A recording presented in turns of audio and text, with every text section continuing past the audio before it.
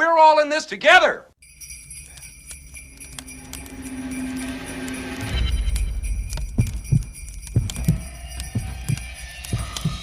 We're gonna have the happiest Christmas since Bing Crosby tap danced with Danny fucking Kaye.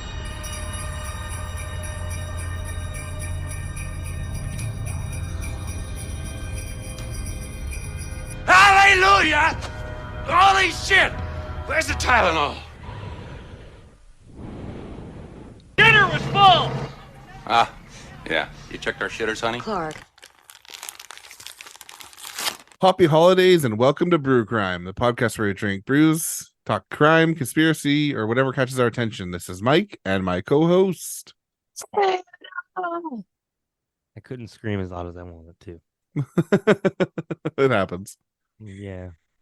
I don't want to blow out the voice again. No, you just got it back. Right. I am the head elf. Jingle Tingle is what JT stands for. I'll let you know what that tingle is. It burns sometimes, so I probably need an antibiotic of some sort. Oh, wow. One of the most awkward intros to Happy Holidays ever. Yes. Well, let's get into this. I called this one the Bees of Wrath. Oh, shit. You brought bunnies, I bring bees. Oh, God, if they were to ever get together and form like a UN. A colony. A colony. Oh, my God. 5,000 rabbits and 5,000 bees just advancing.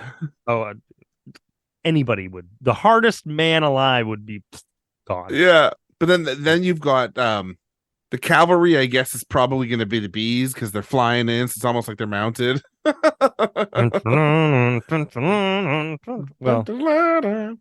all right. Yeah. The only human person that I think could withstand that is Ryan Reynolds. Probably true. Yeah. All right. It's pretty well known that banks are more predatory than many loan sharks when it comes to mortgages. And unfortunately, this is what we're going to be talking about today. Oh, boy. Let's start with the heroic protester first. Rory Woods, who was 55 at the time of her arrest in October of 2022, had been a home remodeling contractor back in the early 2000s. She purchased a home and was doing so well, she bought a second house that she would rent out.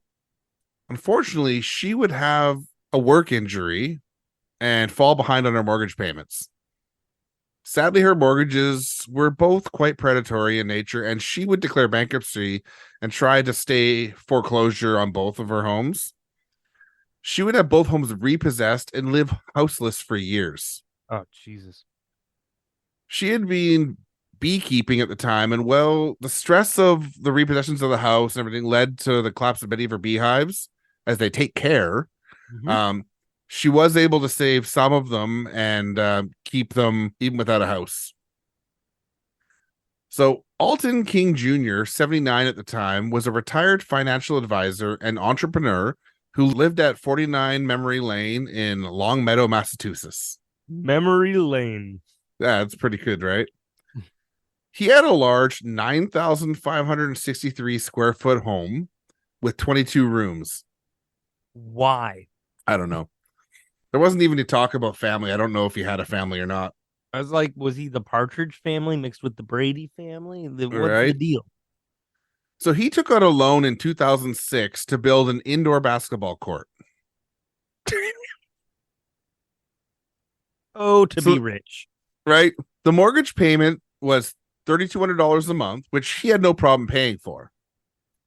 Unfortunately, the scumbag bank hid the fact that the loan came with a negative amortization rate, and over a few years, that $3,200 a month turned to $13,400 a month. Less manageable? Yes. He was now retired, though, and he had no way to keep up with this bullshit. He realized he was going to be targeted for eviction and reached out to the group MAAPL, or the Massachusetts Alliance Against Predatory Lending, for help. A hell of a name. Yeah. Well, Alton King Jr. was not the typical person to ask for help from this group. They had no problem helping him, While Alton was in court fighting his eviction, members of the MAAPL headed to his home to protest his eviction. As the sheriff department arrived to serve him with the eviction papers, Rory Woods roared into the driveway in her blue van, pulling a trailer of beehives. Oh no. While it was a bit cold outside, the bees would not just swarm, so she took one of the lids off the hive and shook it to anger the bees. Another hive would be bumped off the trailer and the bees were off. Oh god. They went after the sheriff's officers and stung the shit out of them. Rory would then put the beekeeper hood on properly and grab a hive to place at the front door of the home. It would take 30 minutes, but the officers would grab her and cuff her. Other protesters would cheer her on, saying they supported her.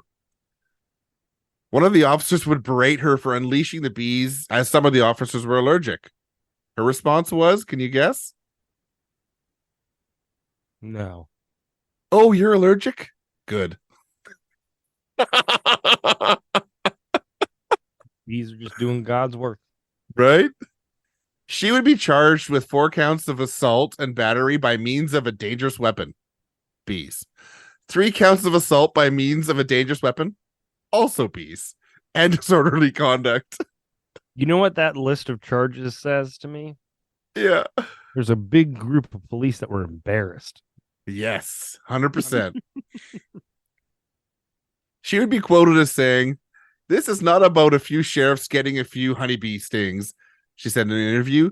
"It's about predatory lending, which is thriving in Massachusetts and beyond."